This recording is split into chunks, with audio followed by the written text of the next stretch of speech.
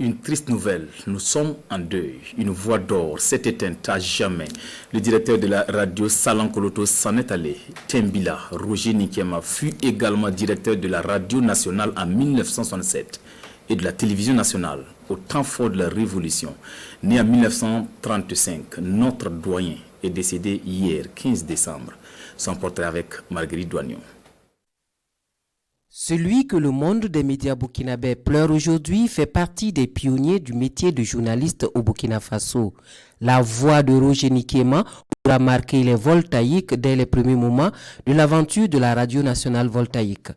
Enseignant de formation, il aura à peine pratiqué ce métier car cet amoureux de lettres avouera avoir toujours eu un penchant pour le journalisme, une passion qu'il a nourrie depuis son plus jeune âge et pour laquelle il va bénéficier de formation en Côte d'Ivoire, en France, puis au Sénégal. Diplômé du CST de l'Université de Dakar, entre autres, il intègre le ministère de l'Information voltaïque après sa formation et c'est pas un concours de circonstances qu'il va se retrouver à la radio voltaïque dans les années 50. De Boulsa à Ouagadougou en passant par Hanoï et New York, le doyen des journalistes burkinabés aura forgé plume et micro sur le terrain.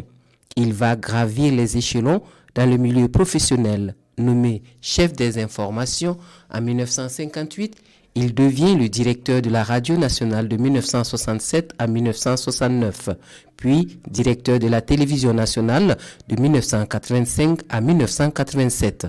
De 1976 à 1985, le passionné de la radio mettra temporairement le micro entre parenthèses pour une brève aventure comme chef de service de la presse de la CEDEAO. Il est admis à faire valoir ses droits à la retraite en 1988.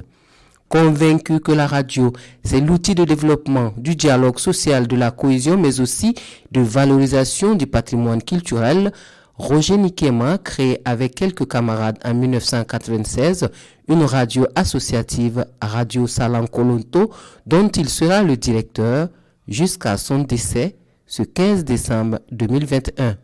Né en 1935, Tembila Roger Théodore Nikema aura été l'un des plus passionnés de la radio de sa génération.